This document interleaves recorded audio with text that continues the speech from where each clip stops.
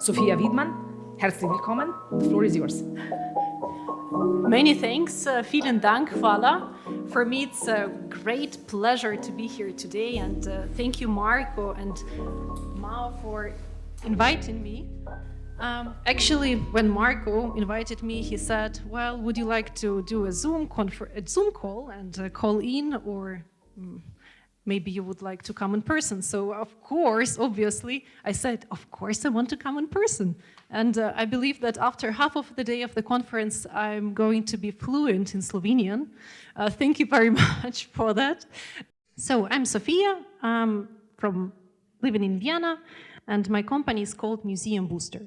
And Museum Booster started out of necessity, because we saw that in the field of museums, there is little know-how when it comes to digital tools, digitalization. And under digitalization, I do not mean digitalization of artworks, I mean digitalization of processes. How to establish creative workflows, how to integrate digital culture in the museums, how to make museums earn more money and also save money with the help of the digitalization. So with Museum Booster, we started from the research, and our first project and our pilot project is called Future Museum. Future Museum is a network of various museums. You see here lots of logos from big and famous museums like Siegerland Museum to small and not so famous like Guggenheim Bilbao. We have here science centers, history museums, contemporary art museums. And all of these institutions that you see here, also including PKF and Vienna Tourism Board, they had very similar questions to which they wanted to find answers. And these questions touch the topics of storytelling, digitalization, visitor experience, and tourism. People behind the logos. So we defined three main topics of research: visitor experience, digitalization and management, and design and technology. And today, since the topic of the conference is tourism and cultural tourism, I'm going to focus on the topic of visitor experience, and in particular show you some research results from our two research questions: how can museums be better linked to other touristic stakeholders, and how to link interests of locals and tourists. So, the topic of my presentation is how can museums create experiences for locals and tourists. And in order to answer these questions, we need to start from the audience. We need to know who is your audience. And this is extremely challenging. An excellent example of what UK government did, together with a non-governmental organization which is called Audience Agency, they brought together data from ticketing, from surveys, from households in the UK in one system. And they could track what are the interests, how much money do people spend in different institutions while going to concerts, while going to cinemas, theaters, museums, and what is their patterns. And by analyzing this data, they could structure and create specific types of people and to understand which kind of offers they can provide to these people. If you're interested to learn more about this initiative, you can put into the Google search Audience Spectrum and see what they're doing. They're also expanding now. So by knowing your visitor, by knowing what they're doing, how much money they're willing to spend, you as museums can adjust your offers based on their demand. The second step is the visitor journey. As part of our research, and our Future Museum Research Network started 2 years ago in 2019, we set as a goal to elaborate typical visitor journey in a museum and to see what are the possible actions and what are the possible touch points during this visitor journey. And today is the first time I'm showing to you this typical visitor journey on a conference. It was not yet published. So you see that visitor journey starts with the pre-arrival, and then the second step is arrival, visit, and the post-visit.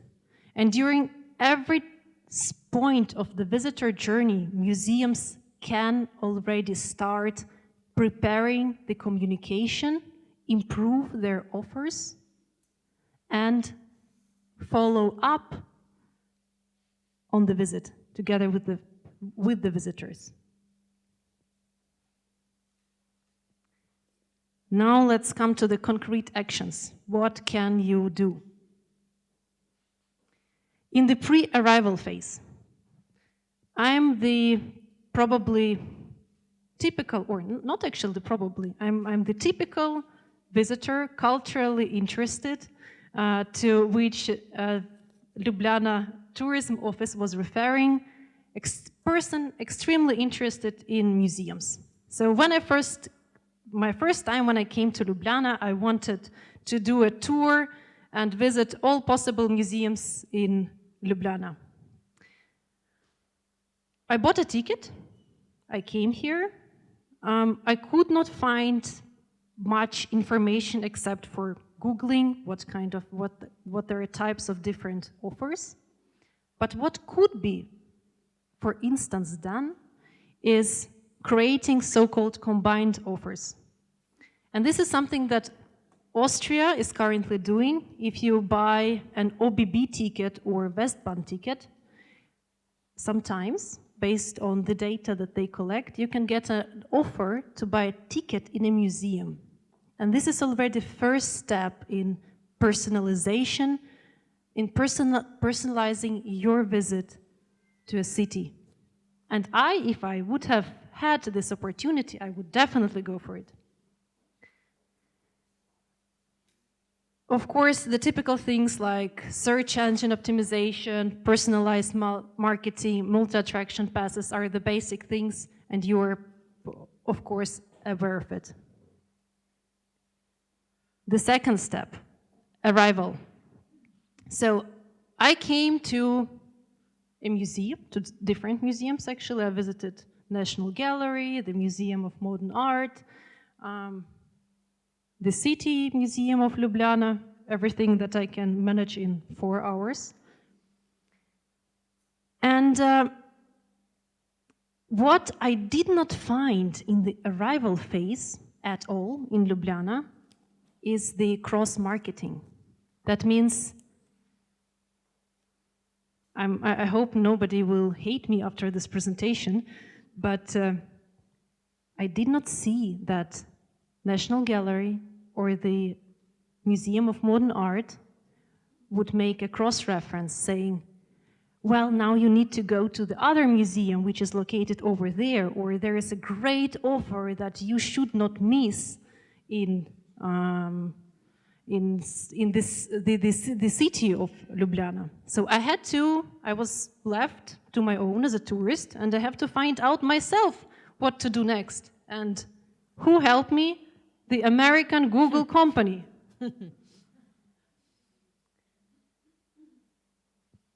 The visit.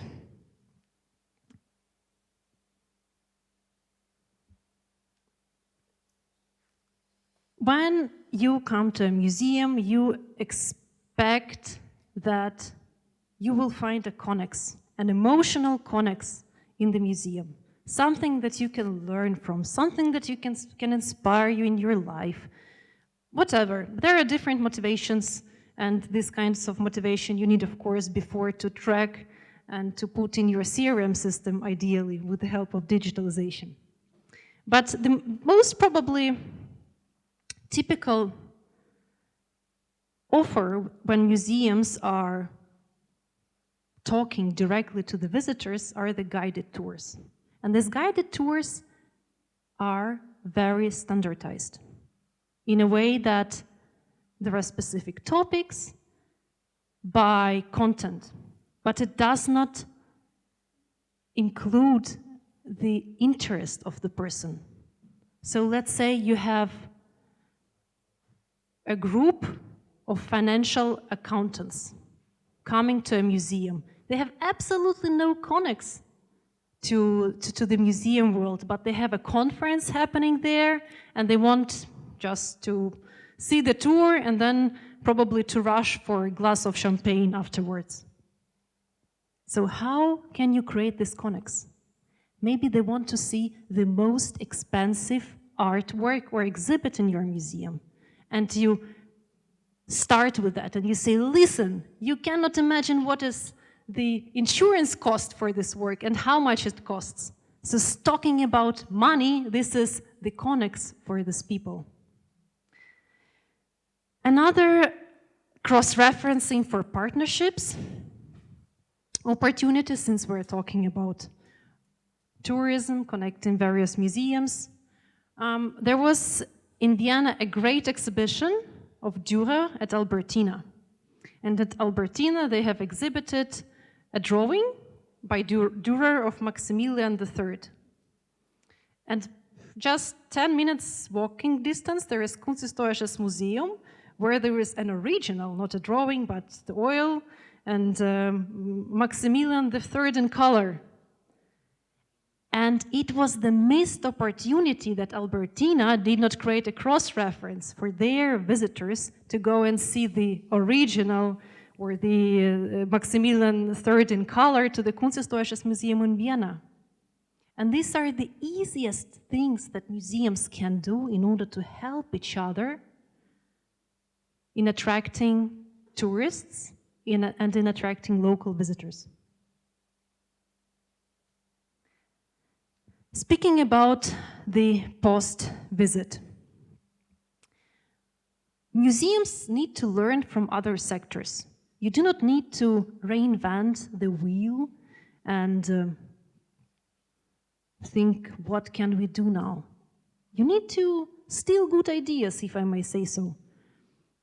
For the post-visit communication, museums have normally their shops, and a visitor is satisfied, hopefully, after the museum visit. The easiest thing that you can do is to give him a 10% discount for his next visit in your museum and maybe an additional discount in your shop. This is something that Wein & Co., Hannibals in Vienna, again, are doing very successfully. That brings him returned customers.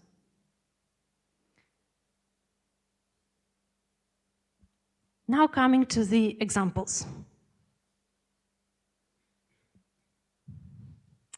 Munich. What they have decided to do is to create this local advice and packages for tourists coming to Munich if they want to experience something. So they created packages. And in these packages, you can opt for travel package for explorers, simply culture. And in this package, you get free access to several, or actually a lot of museums in Munich. You get hotel accommodation for a couple of nights. You get advices from the locals. Where do you need to go and where do you need to shop in order not to end up in a Chinese store? The tourist coming to Munich feels guided. And he can be sure that he actually experiences the local flavor of his trip. I have selected this example because I thought this would be something for Ljubljana. When I was walking in Ljubljana, I was wondering why there are no signs, why there is no map showing me what are the must-sees museums, what I could have missed. I'm the person who is the classical fear of missing out person. I'm terribly dissatisfied if I know that I have missed something. So I need a map where I see these are the sites that are crucial to see for me. And this is what Krems did. Has anybody been to Krems before? Huh. 2 people. So, what Krems is famous for, except for they have a biggest prison in the city center? Archaeology. And another important point is wine. So they're located approximately 1 hour drive from Vienna, and they have various museums, various sites that were before not really connected. So they decided that they need to create a so-called Kunstmeile, a track that you need to go if you come as a tourist and do not miss anything. So basically every single institution here is promoting the other one in the city, and the tourist knows what is happening at which place, where he would expect something, where he should drink best wine, and where he should rent a bicycle. And of course, food is an important factor. They're also recommending the best restaurants in the city. I'm not sure if you have seen the last third example. It is a museum which was newly opened in 2019, and it is located in Norway. This is a private museum, and they achieved something extraordinary in a way that basically in the middle of nowhere, they're located 50 kilometers away from Norway, from Oslo in Norway. It is a privately owned museum called Kistefoss. And it was before a pulp mill, so a mill where they produced the material for paper. And rich guy bought it, did out of it an industrial museum, art galleries, and a sculpture park. So they built this cultural attraction. But of course, tourists would not come just to see the cultural attraction if there is no food, no place to sleep, no entertainment. So they did a cooperation with the hotel, which is located 4 kilometers away from Kistefoss, and they started offering packages. So you come to Kistefoss, you stay in the beautiful mansion, but most importantly, you eat best local Norwegian food. And the hotel also operates a restaurant which is located in the sculpture park of the museum. This is the sculpture park. I have not been there personally, but after what we have researched, I would definitely go there.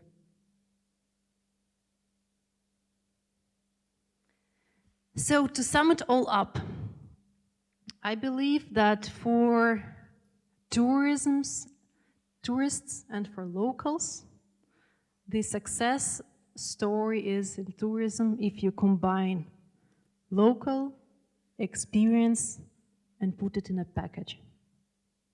And this is something that will bring you both tourists and locals.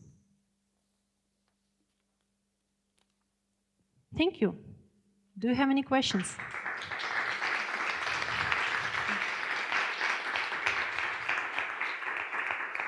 Miha Bratec. Yes, I indicated before the question. So how do you convince museums to participate in such project and such co-marketing opportunities? Is their management evaluated how efficient they are to attract private funds, or how much they actually produce, how much of their budget they cover from their own efforts? What is the stimulus, you know? But is it the question, do you refer for a future museum research project? No, generally museums, because you said what should be done, no? Yes. But we have the problems that we also have an idea what should be done, but this is not happening. I will explain you later in my presentation as well, like what we've discovered on the field, also doing research and talking to the people from the museum industry as a part of one European project. So, and it's not just Slovenian problem. It was similar in Italy. It was similar situation in the Czech Republic. So the question is, how can you convince museum directors to create innovative offers? Exactly. And actually also be aware of their segmentation and that their traditional ways of doing marketing are okay for the generations which will vanish in 10 to 15 years. And the new generations is on different media. Well, there are cameras here, right? So, well, I will try to stay politically correct in providing a very honest answer. One director of big institution or institutions in Vienna once told me that he would love to run a museum as a for-profit institution and not having funds from government when it comes to the service area. Of course, when we talk about the preservation and collections, it's a different story, but maybe it could have been separated.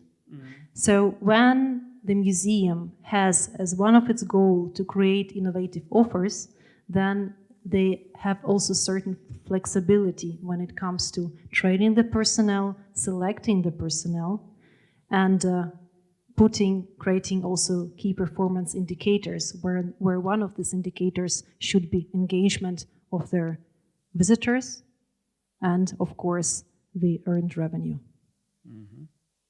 Did I answer your question? Pretty much so. Thanks. Thank you. Hvala lepa. Še kakšno vprašanje? Any questions? Thank you very much for your presentation. Thank you. If there are any questions, you can reach out to my email address, since I will be leaving, unfortunately, soon. So if you don't get the chance to talk to me, write me on my email. Thank you. Thank